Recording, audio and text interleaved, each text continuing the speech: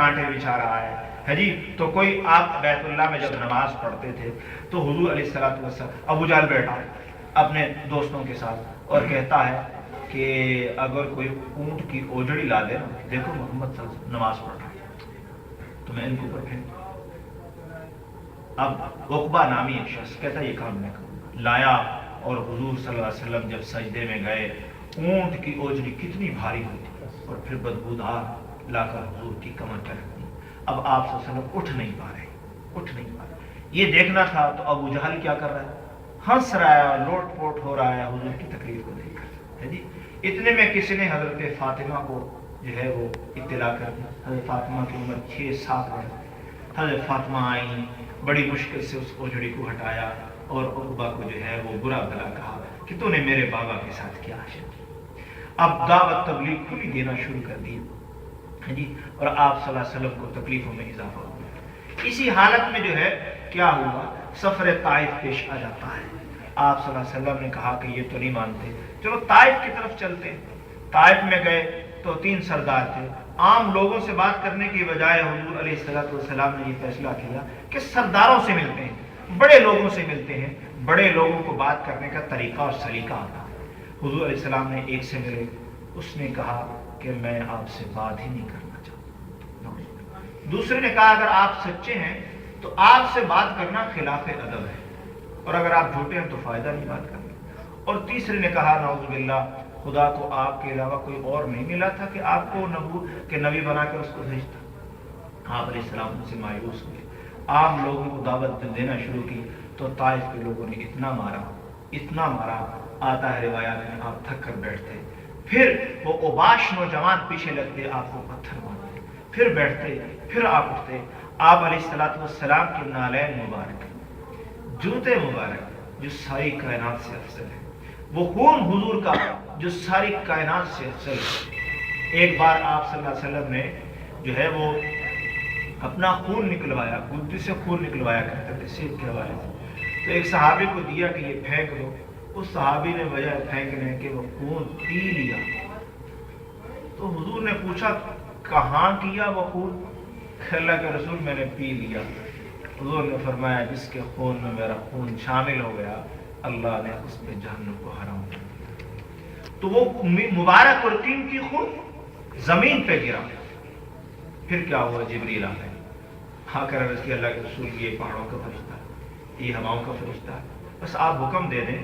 طائف 2 پہاڑوں کے درمیان میں ہے.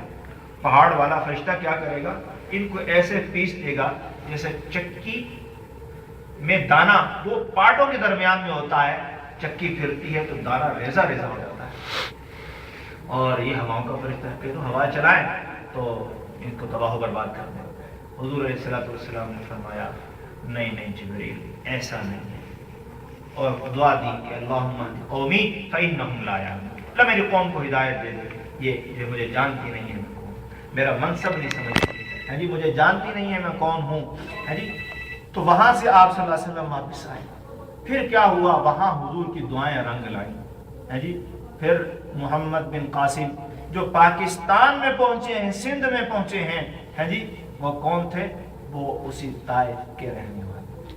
ہاں گویا یوں کہہ لیں کہ مجھ اور آپ تک جو اسلام پہنچا ہے وہ حضور کے طائف کے سفر کی وجہ سے گویا کہ پہنچا. ہاں سندھ پھر گئے ملتان، یہاں تک ہے جی وہ قافلہ آیا اور اسلام آیا. تو اس کے بعد پھر آپ صلی اللہ علیہ وسلم واپس تشریف لائے ہے جی. ظلم بڑھتا رہا ہے جی، اور اس کے بعد پھر ظلم اتنا بڑا کہ پھر آپ صلی اللہ علیہ وسلم نے اجازت دے دی کہ جاؤ حبشے کی طرف جو ہجرت کرنا چاہتا ہو وہ ہجرت کرنا ہے. 11 مرد اور 4 عورتوں نے پہلے ہجرت کی، جس میں حضرت عثمان رضی اللہ عنہ مکے کی طرف پہلی ہجرت کی، اور پھر مدینے کی طرف حضرت عثمان نے دوسری ہجرت مدینے کی. اس لیے حضرت عثمان کو کہتے ہیں عثمان ذو النورین، عثمان 2 نوروں والے، کہ 2 ہجرتیں کی ہیں، 2 نور حاصل کی ہیں، حبشے کی ہجرت کا نور اور مدینے کی ہجرت کا نور. لیکن علماء نے اس کی اور توجیہ کی ہے. وہ فرماتے ہیں عثمان کو اس وجہ سے ذوالنورین کہتے ہیں کہ حضور کی حدیث ہے کہ حضور قیامت کے دن اپنی امت کو وضو کے اعضاء کے چمکنے سے پہچانیں گے، وضو کے اعضاء کے چمکنے سے پہچانیں گے۔ تو حضرت عثمان رضی اللہ تعالیٰ عنہ کی کوشش ہوتی تھی کہ میں ہر نماز کے لیے غسل کر لوں، تو اکثر وہ نماز کے لیے صرف وضو نہیں بلکہ غسل فرمایا کرتے تھے تاکہ قیامت کے دن میرے صرف اعضاء وضو نہیں میرا سارا جسم چمکے، اس لیے فرمایا عثمان ذوالنورین۔ یا دوسرا فرمایا کہ عثمان کو ذوالنورین اس لیے کہتے ہیں کہ حضور کی دو بیٹیاں عثمان کے ہاں ہیں، حضور کے دو نور حضرت رقیہ اور حضرت ام کلثوم حضرت عثمان کے نکاح میں ہیں۔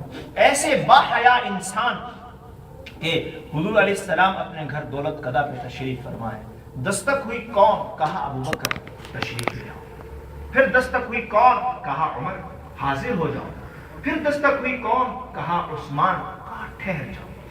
حضور علیہ السلام لیٹے ہوئے ہیں اور پنڈلی مبارک سے کپڑا ہٹا ہوا، حضرت اٹھے، حضور اٹھے اور پنڈلی کو ڈھانکا اور کہا عثمان اندر آ جاؤ۔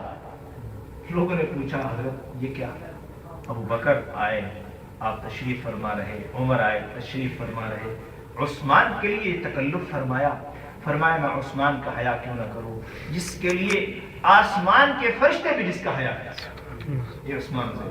اور جب حضور کی دوسری بیٹی بھی انتقال کر گئی تو فرمایا عثمان اگر میری 40 ایک روایت اور 100 دوسری روایت، اگر میری اتنی بیٹیاں بھی ہوتی تو میں یکے بعد دیگرے تیرے نکاح میں ہوتا تھا، اتنے بات۔ تو سب سے پہلے ہجرت میں وہ بھی شامل تھے، ہے جی۔ اور وہاں جب پہنچے ہیں تو پھر قریشان مکہ نے اپنی لشکر اپنا ایک جو ہے وہ قافلہ بھیجا، ایک گروہ گیا کہ مسلمان ادھر چلیں گے، وہاں تو آرام سے بیٹھ جائیں گے۔ لمبا قصہ ہے، نجاشی جو حبشے کا بادشاہ تھا، ہے جی، ان کے پاس پہنچے ہیں اور آ کر کہا کہ یہ وہ لوگ ہیں جو ہم سے وہاں سے بھاگے ہوئے ہیں اور وہاں پہ ہمارے جو بت ہیں ان کو برا بھلا کہتے ہیں، لہذا یہ لوگ ہمارے حوالے کر دیے جائیں۔ اور وہاں جا کر جو بادشاہ کے قریبی لوگ تھے ان کو نذرانے بھی دیے، کاٹھی کے بادشاہ کو بتایا، بادشاہ نے کہا ان کو بلاؤ۔ وہ لوگ آئے، حضرت علی رضی اللہ عنہ کے بھائی حضرت جعفر کو انہوں نے تیار کیا کہ آپ بادشاہ کے سامنے تقریر کریں۔ اور دوسرا اچھا تم کون لوگ ہو؟ کہنے لگے ہم جاہل تھے، ہم جاہل تھے، ہم بدکار تھے، ہم بھائی بھائی کا گلا کاٹنے والے تھے، ہم ہمسایوں کو ستانے والے تھے، ہم لوگوں کو تکلیف دینے والے تھے، ہم ایک دوسرے پہ ظلم کرنے والے تھے، ہم لڑائیاں کرنے والے تھے، جھوٹ بولنے والے تھے، بدکاری کر ساری برائیاں ہمیں تھیں۔ لیکن ایک شخص ہم میں سے اٹھا اور اس نے آ کر ہمیں بتایا کہ یہ سارے کام غلط ہیں، بھائی بھائی سے محبت کرو، پڑوسی کا خیال رکھو، اللہ کا کلام پڑھو، نماز پڑھو، روزہ رکھو، زکوٰۃ دو۔ اس نے ہمیں اخلاق کی تعلیم دی اور یہ قوم ہم پہ ظلم کرنے لگی۔ اس نے کہا اچھا کوئی اس کا کلام تو سناؤ۔ کہتے ہیں جب وہاں پہ قرآن پڑھا گیا تو نجاشی ہے جی جو حبشے کا بادشاہ ہے اس کی آنکھوں میں سے آنسو ٹپکا اور کہنے لگا خدا کی قسم یہ تو وہی کلام ہے جو انجیل سے ملتا ہے۔ کہا میں ان کو کچھ نہیں کروں، جاؤ۔ دوسرے دن پھر وہ لوگ پہنچ گئے، کہا کیونکہ وہ عیسائی تھا نجاشی، کہا ان سے پوچھو کہ یہ حضرت عیسیٰ کے بارے میں کیا کہتے ہیں، کیوں یہ ان کو خدا کا بیٹا نہیں کہیں گے تو نجاشی پھر اس پہ ناراض ہو جائے۔ اگلے دن بادشاہ کو جا کر کہا کہ ان سے پوچھیں یہ حضرت عیسیٰ کے بارے میں کیا کہتے ہیں۔ اچھا کہا بلاؤ، پھر آئے۔ اب صحابہ میں مشورہ ہوا کیا کہیں۔ حضرت جعفر نے کہا نہیں، ہم حق اور سچ جو بات ہے وہ کہیں، ہم نے ان کو ابن اللہ قرائی کہنا۔ کہا اچھا آئے، پوچھا تم عیسیٰ کے بارے میں کیا؟